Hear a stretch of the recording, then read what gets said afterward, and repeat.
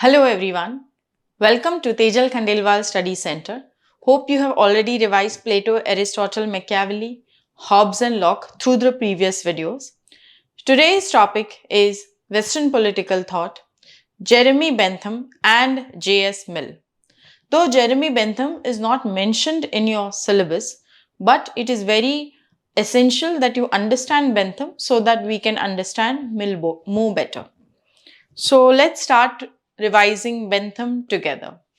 We know that Bentham is the founding father of utilitarianism, even though he is not the originator of utilitarianism, and many before him have also spoken about desire and aversion like Hobbes or pain and pleasure.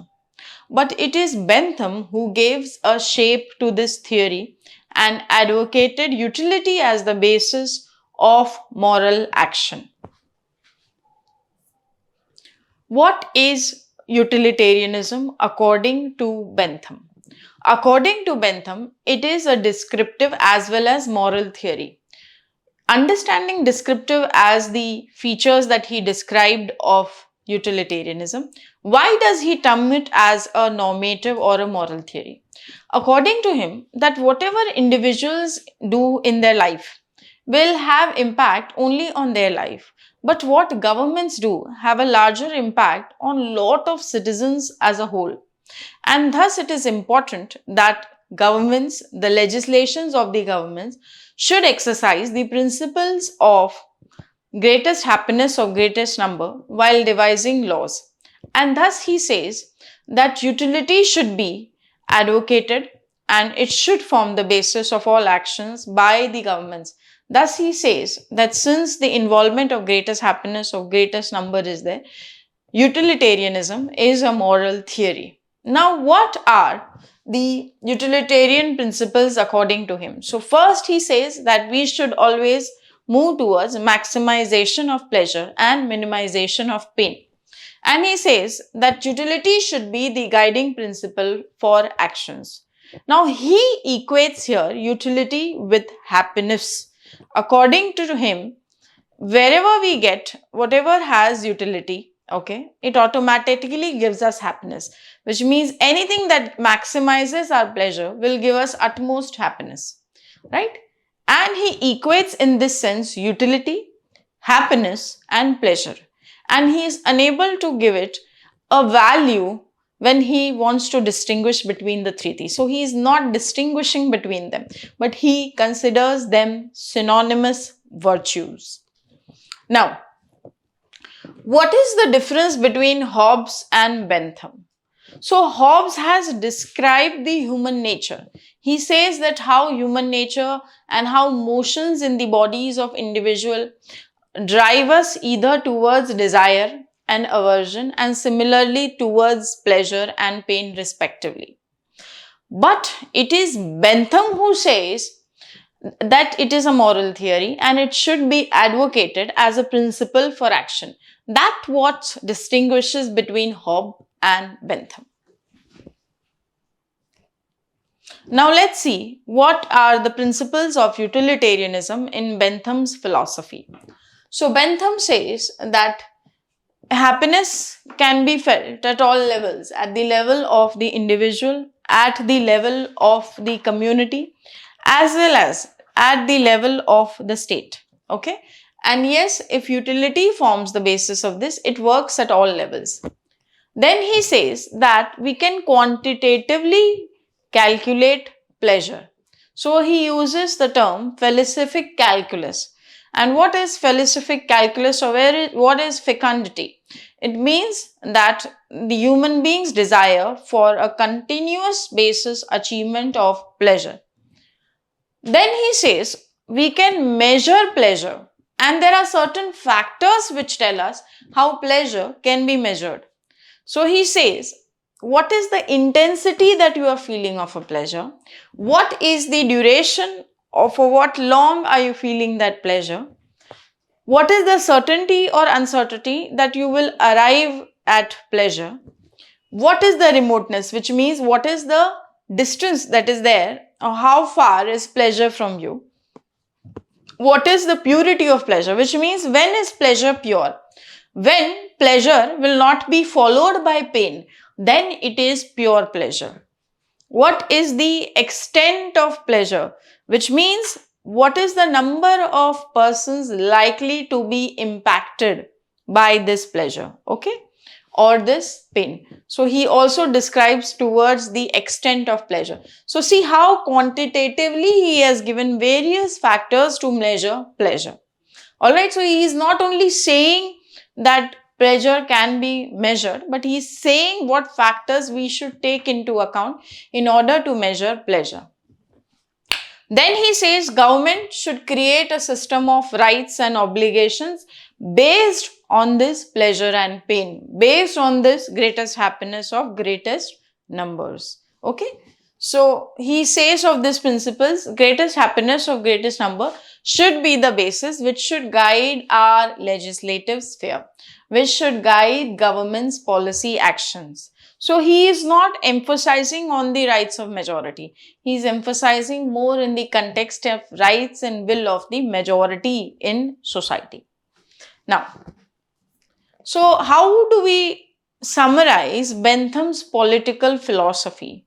So will Bentham be a propagator of natural rights? No, because he is obligating government to create rights and to create duties. So he does not support natural rights. What does he say? Whatever rights are there are the rights that are created by the state. So he, like Hobbes, believes in the concept of what? Civil rights. So he says there's nothing like natural rights, and all these natural rights, all this is, fallacies. It is of no sense at all.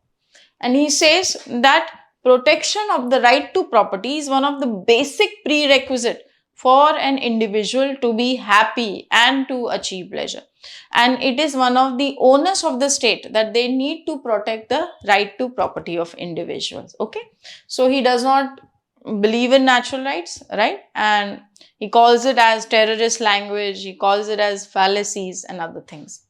Now, what is the objective of the state according to him? The objective of the state is greatest happiness of greatest number. So, you think even if he's talking of the greatest happiness of greatest number, right?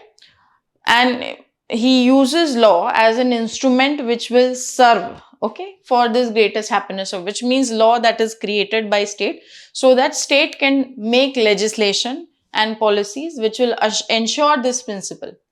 Then he says, however, that there should be negative role of the state, laissez-faire state, which means there are certain spheres in which the state should not enter and leave it to the market or leave it to the principle of competition. Okay. So yes, he also justifies the laissez-faire and the negative role of the state, which means only to the extent it is required, state should formulate laws. So yes, it is the state is for him the only source of law, and no other authority should be the basis of law according to Bentham.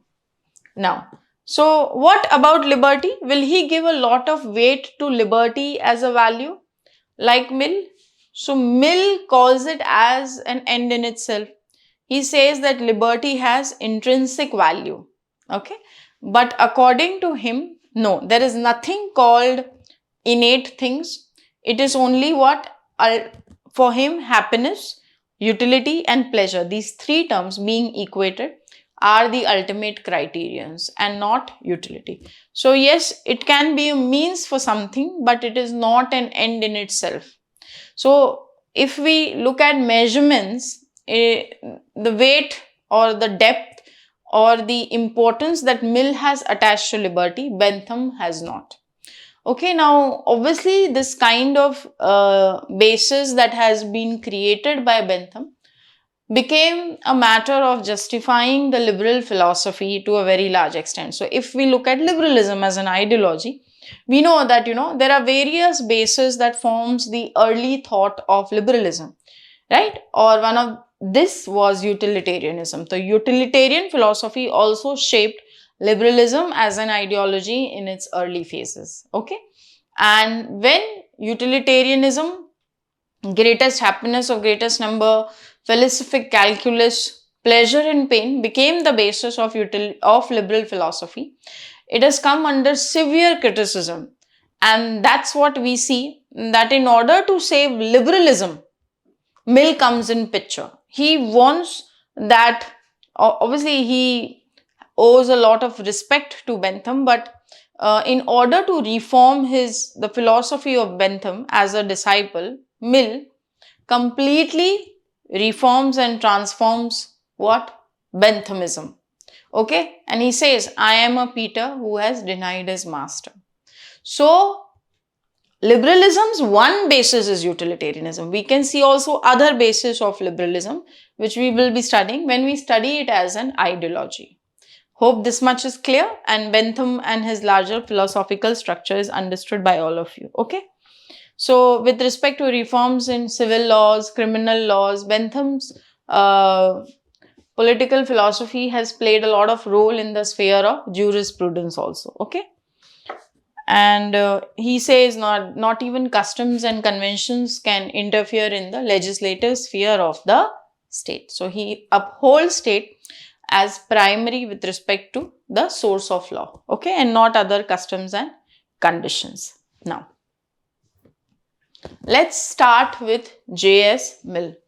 So, John Stuart Mill, Gray says that if someone is truly liberal, it is Mill.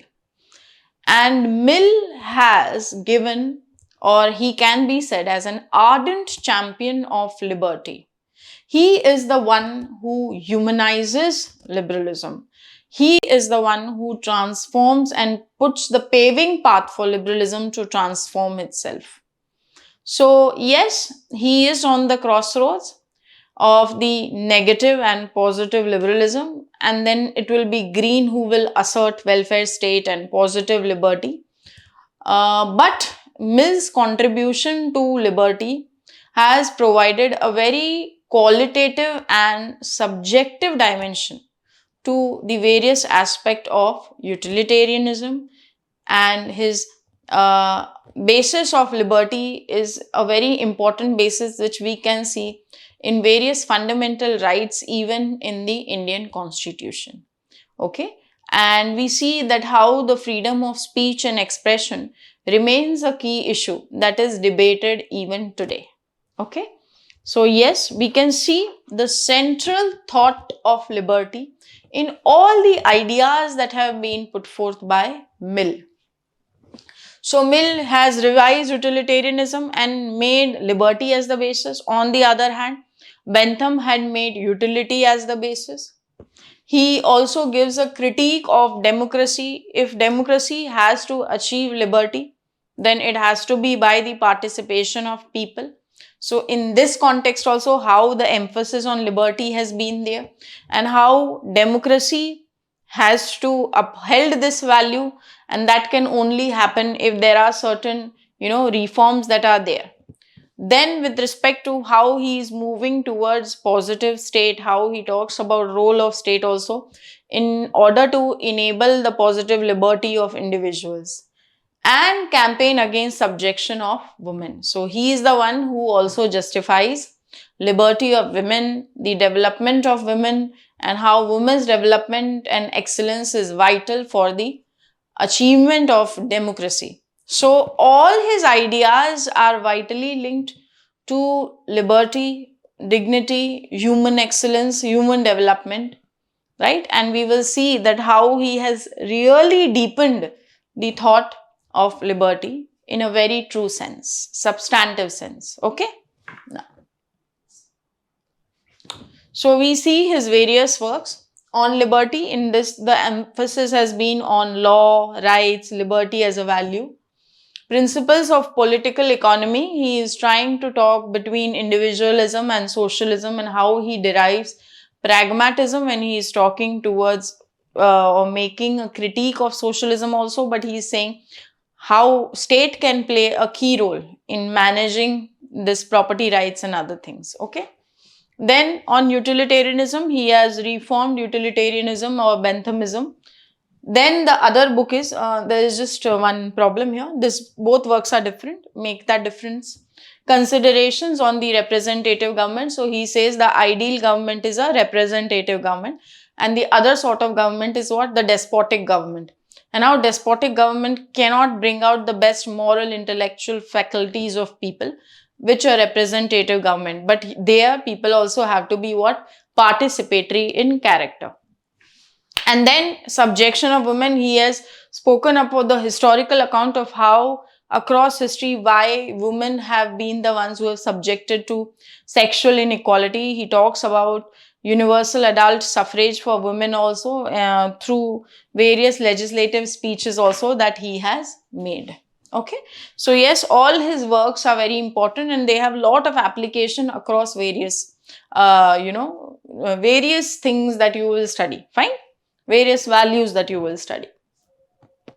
Now, revision of utilitarianism. So why he is doing a revision of utilitarianism? He is doing a revision of utilitarianism because utilitarianism formed the basis of liberal philosophy, one of the bases, and that came under a severe criticism by the socialists, and how it was leading to grave inequalities in the society. And because of this, someone had to come in order to save this liberal philosophy. So he is the one who revises, makes it more humane, and coming with the idea of more human development. Okay, now let's see how he has transformed and to what extent we can see that he has preserved the original characteristics of what Bentham had says.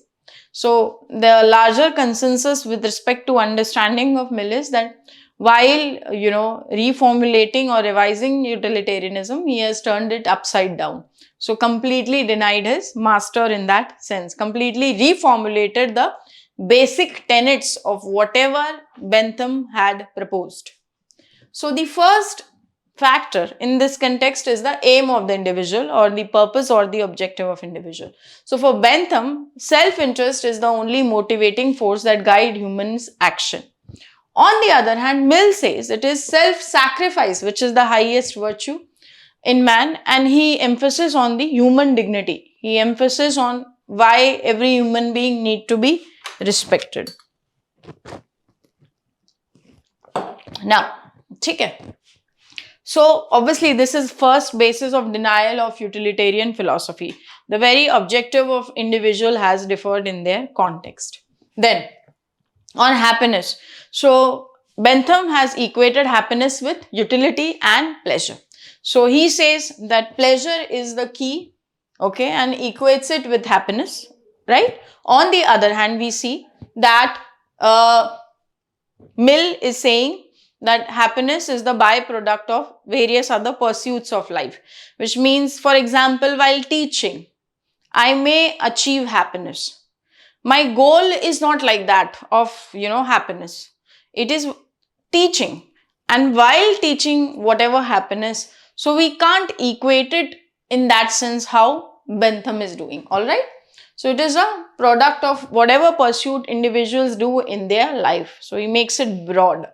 Therefore, he is very practical. He is also giving a very satisfactory explanation of the concept of happiness.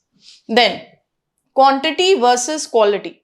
So he emphasizes on quantity. He makes it very hedonistic and philosophic calculus as the basis. On the other hand, Mill says there is difference in quantity and quality of things. He associates subjectiveness of individuals, which means he says some may enjoy pushpin, some may enjoy poetry, some may enjoy fishing, some may enjoy dance and music. Everybody's pleasure, happiness varies.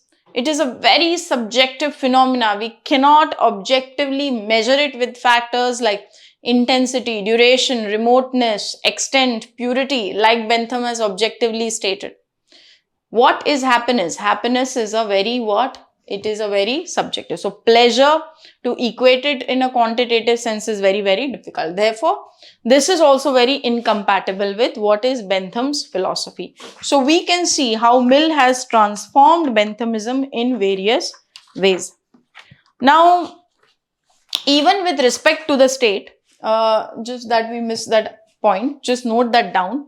On state also, the grounds that Bentham has laid, that the obligation of individuals to obey the state is also very on selfish grounds, and he assigns a very negative role to the state. On the other hand, Mill says state is also what a moral institution, all right, and it promotes virtue amongst individual. It has an educative function. It educates the individuals, right?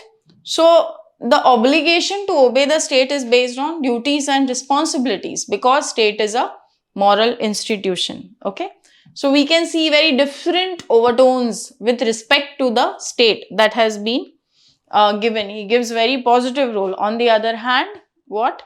Just note that down, negative and positive role. I'll just put that in case you forget. On state also just add, okay? So he's giving a negative role and Mill is giving a positive role.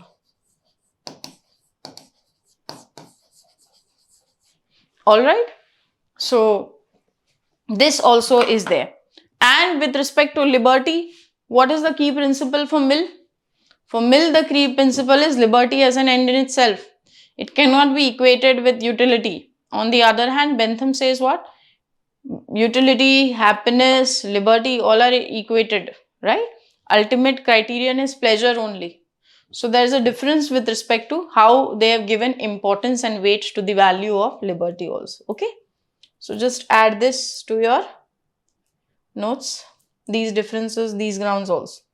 Alright. So we understood how, so if there can be a question of how, to what extent revision of utilitarianism has been done by Marx and whether, by Bentham, and to what extent, it is completely revising the philosophy and to what extent there is some adherence, okay, between or similarity between Bentham and Mill. So there can be a question, it has not been asked, but probably it can be asked. So we should know all the grounds, the differences, and how Mill is, what is Mill's eventual view, okay. So you'll have to give that analysis also when explaining the revision of utilitarianism. Now let's move. So with respect to views on the individual, so what does Mill say about individual? So he says that every individual is a judge of his or her actions. All are in fact having enough capacities, which means whatever you do, deeply you know whether you are doing it as a right or wrong. So there is no need for anybody else to tell you whether what you are doing is right or wrong. So there is no need to interference of society on guiding what you should do. Because we all individuals have intellectual capacity. We have the ability to think. We are different from animals. We are the ones who pursue truth in our life. So for him, the society should not guide man. Man has the intellectual pursuit and capacity and capabilities to guide oneself. So this is his view with respect to society. Okay. Now, why this is very problematic also? Because then it is giving too much freedom to the individual. So Mill is against all the customs that hinder an individual's freedom. Like we also see in the Indian society, there are so many customary norms of intercaste marriage, so many norms of widow remarriage and other things, okay?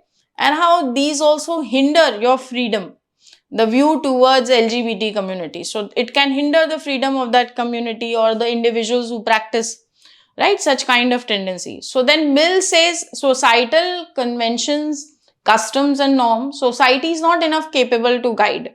Individual who is thinking has enough pursuit, have enough intellect, what they should do. So yes, he gives an overemphasis on individual's capacity and least interference from the society in the life of the individual. Okay. Now,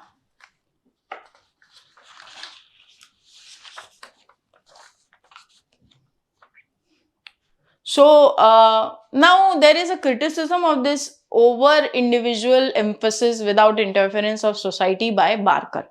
Barker points that the type of individual that Mill envisaged do not exist in reality. Why? Because see, all of us are linked to society. It cannot be that we operate in, closed doors, or we operate in, a completely vacuum. We always operate in context. Our morality, our principles, everything is shaped by society. There is a key link between individual and society. Individual cannot be left completely to oneself to decide all the courses of action that he or she wants to do. So such kind of abstract individuals that Mill is visualizing are problematic. Okay. So this is his view. Now, so arbiters, according to him, individuals are arbiter of their own action, reasoning, faculty they have, elevated above desires and wants, and act towards betterment of, so they are good enough to even act towards whatever they'll do will be for betterment of larger society. But Barker says that no, the kind of individuals he is visualizing are very abstract individuals. They do not exist because there is always a link between individual and society. Okay.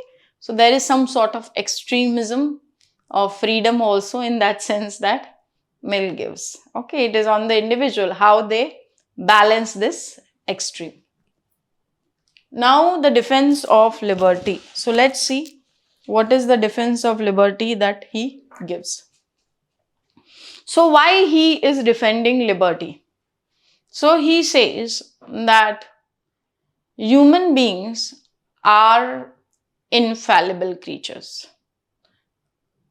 I'm sorry. He says that human beings are fallible creatures, which means human beings can make mistake. And truth is not an absolute idea. It is a relative concept, which means we all are trying to strive towards the truth. And it is not necessary that what is the larger perspective of truth is the final truth. So human beings who are fallible, which means they can make mistakes. So don't have the assumption of infallibility, which means don't have the assumption that human beings cannot go wrong.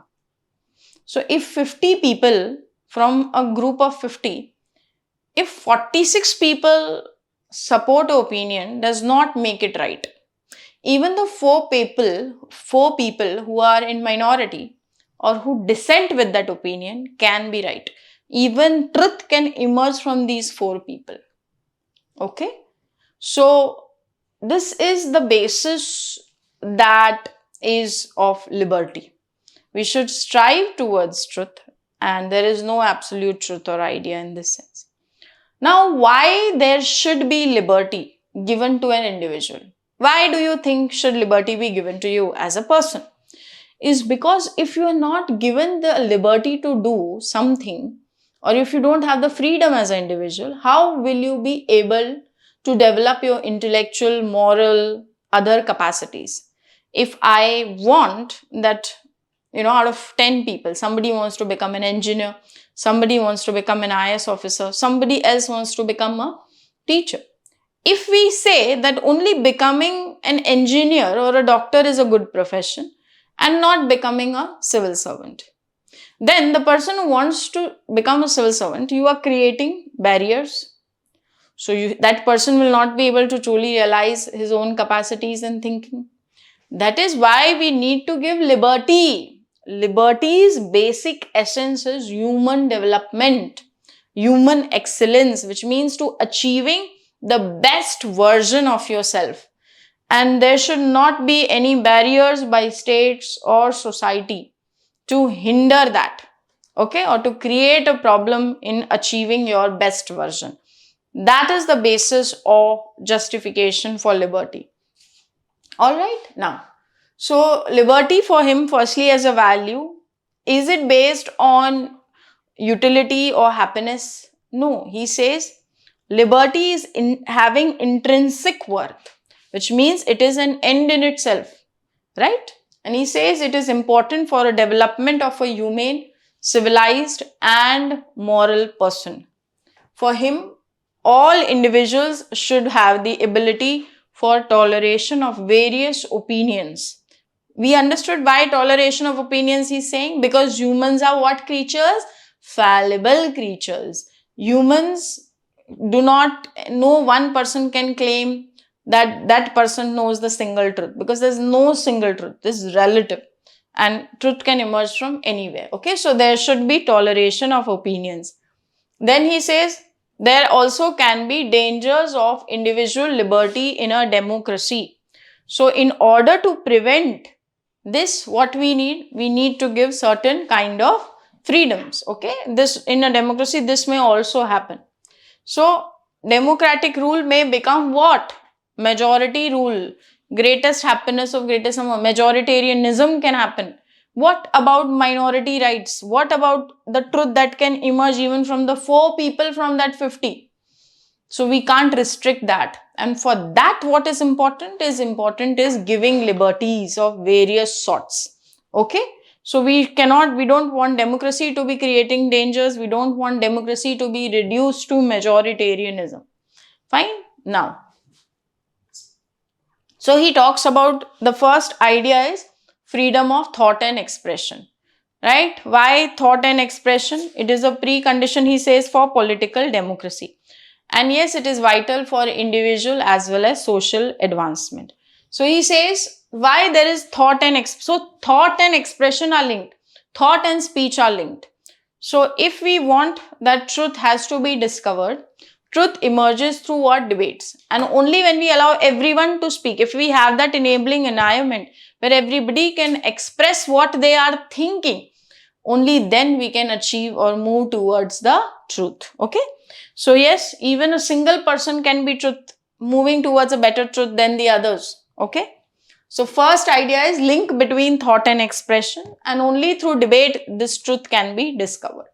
Then if you allow someone to think and speak, and if you restrict them from action, and this is problem. So yes, the natural corollary of following is action. And when we say action, there is also better articulation of views of certain groups, maybe those who can be dissenting the majority view in society. For that, there should be freedom of association. So all this are, in continuity. Freedom of thought, expression, right, or speech, then action, and then association, right? So he gives a very important quote. I'll read that quote to you. He says, if all mankind minus one were of one opinion and only one person was of a contrary opinion, mankind should not be justified in silencing that one person also, right? Then if he had the power, would be justified in silencing mankind. So he says there should not be interference like that. Now he makes distinction between certain kinds of actions. One is the self-regarding and the other is the other-regarding action. What are self-regarding? Which means something that is concerned with you as an individual. What career you want to choose. Imagine you want to become a civil servant, okay? And nobody will interfere in this journey. So it's a self-regarding because it is concerning you. Though obviously after becoming a civil servant, you might contribute to society. But you have liberty to pursue this career, okay? But when do we restrict as a society or this choice? First, for example, if the exam doesn't happen and if you try to commit suicide, so the society is legitimate to stop you. You cannot harm yourself. Why? Because a person who commits suicide cannot think of truth when he is doing that action.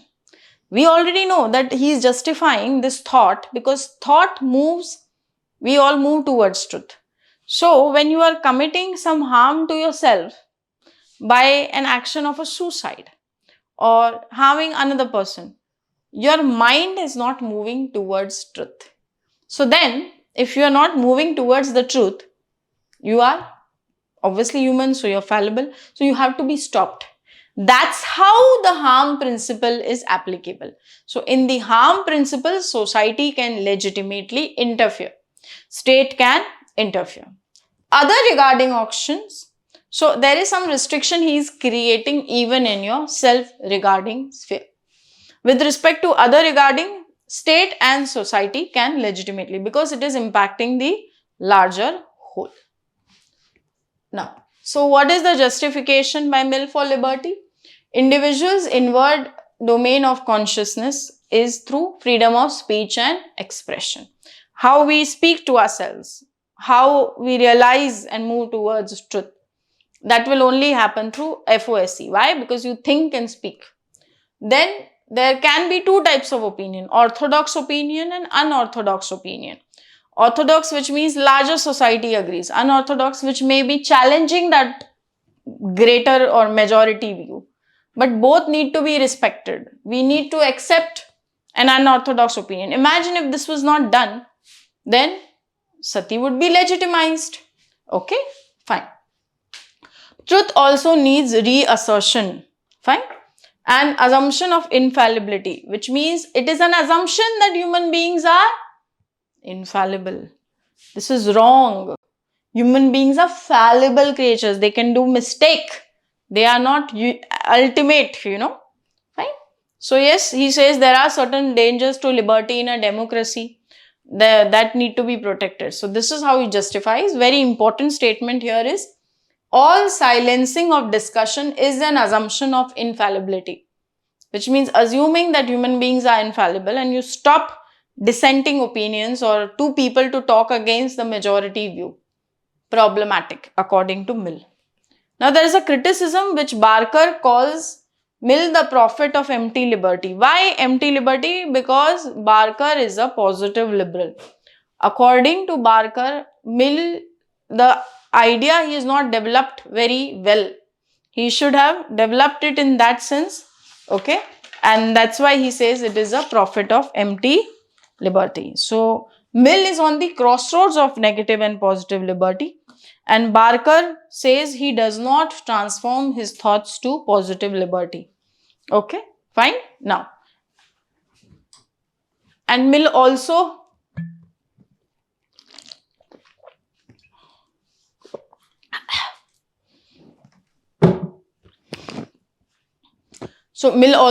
puts certain interference by state and society, the harm principle. So he says, if you are creating self-regarding sphere, then why should there be any interference in that? Okay.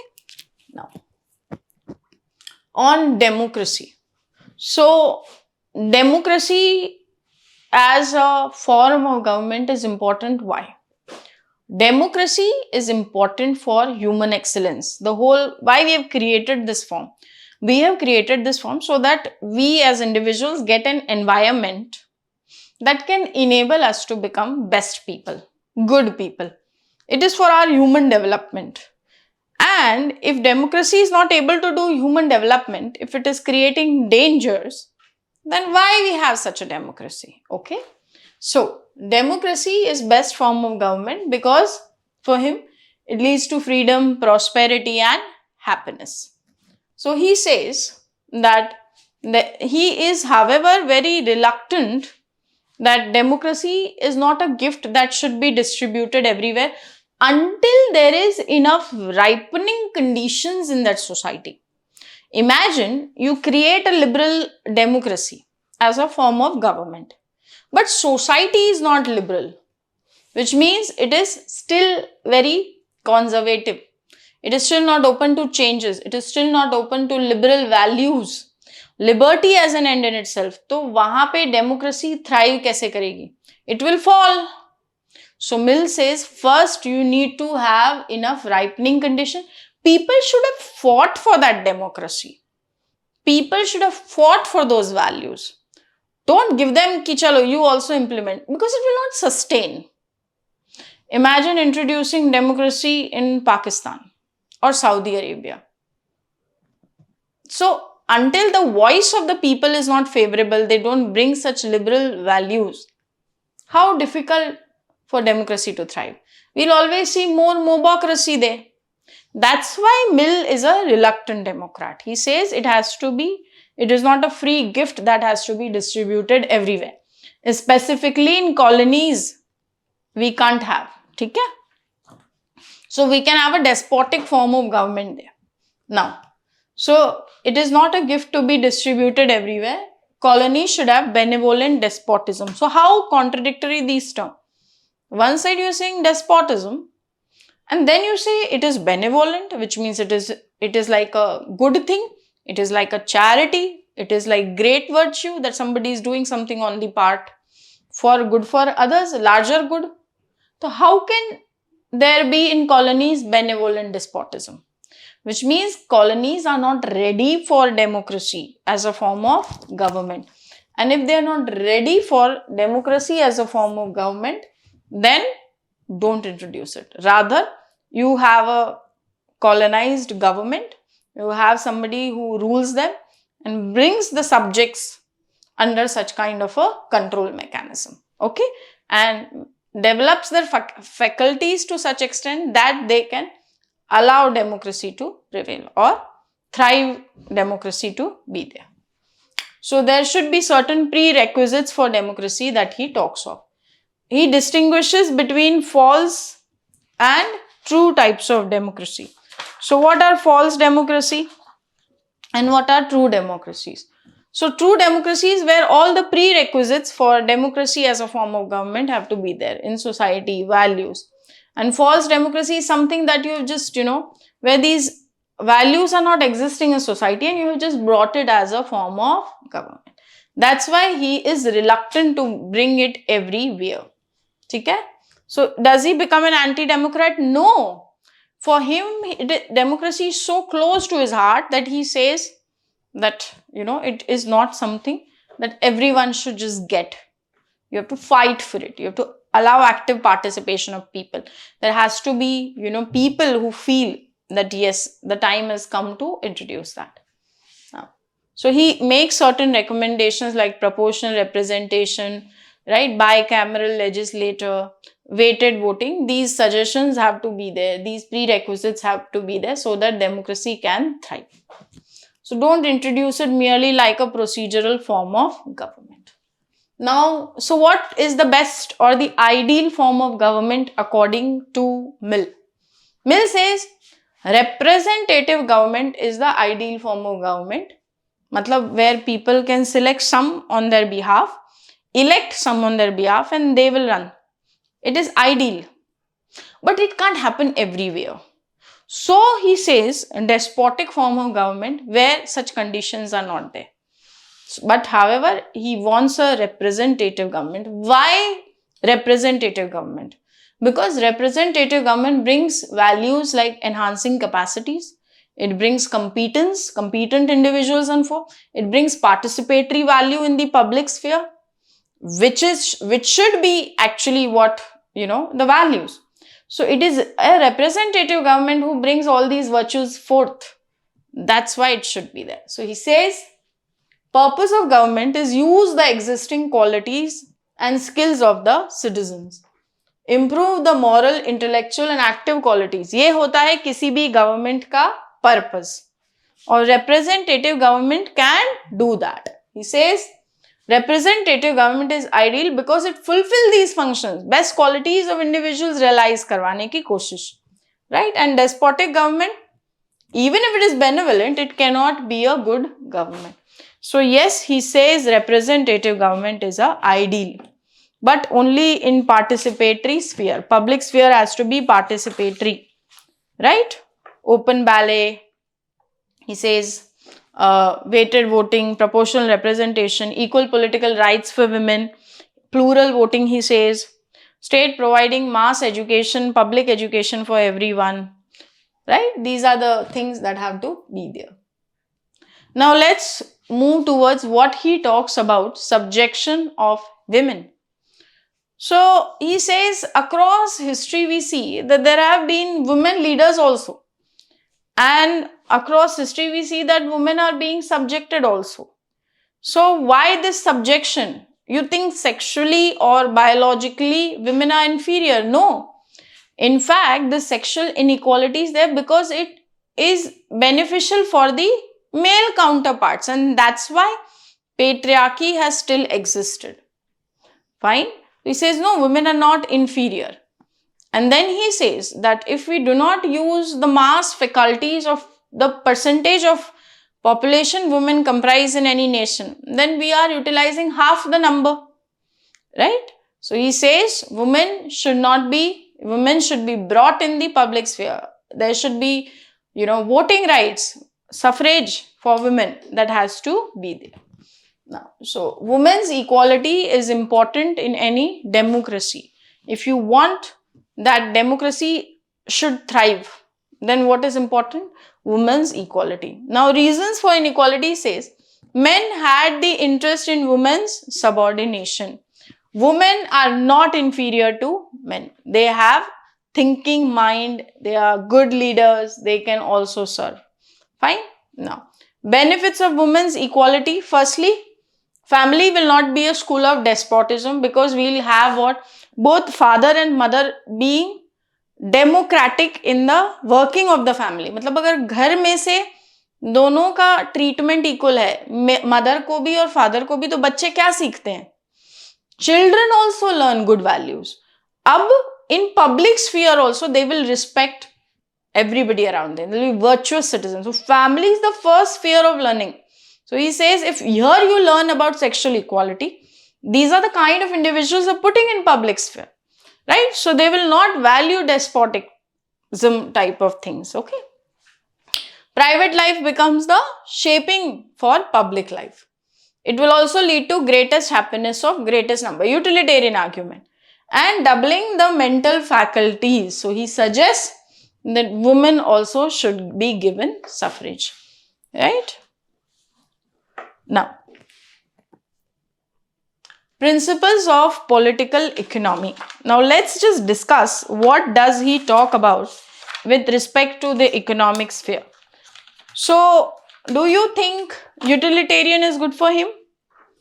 So, he says, okay, utilitarian can be a pragmatic thing, but it cannot be without qualification, which means there are some qualifications if we want utilitarian to be a doctrine. And what does he think of socialism? So, he says socialism is neither desirable, neither it is practicable. However, he says that we should work towards the social inequalities. We should not have inheritance of property. This has to be controlled. Fine. So, government remove the disparities of by providing education for everybody, and government should restrict the right of inheritance and control of monopoly. Okay. So, yes, he says transform the negative view of liberalism towards the positive light. Economic inequalities is recognized by Mills. Then he says right to property should not be absolute or sacrosanct. So, government should control inheritance by doing something, and restrictions on inheritance and bequest. So, he says these things about the economic characteristics. He says between capitalism and socialism, based upon which of the two systems is consistent with greatest amount of human liberty and makes for happiness of everybody. Okay. Now, fine. So, this is about Mill. I hope you got a very broad and deeper view of how you have to understand Mill. We'll revise Hegel and Marx in the next video. Thank you. All the best.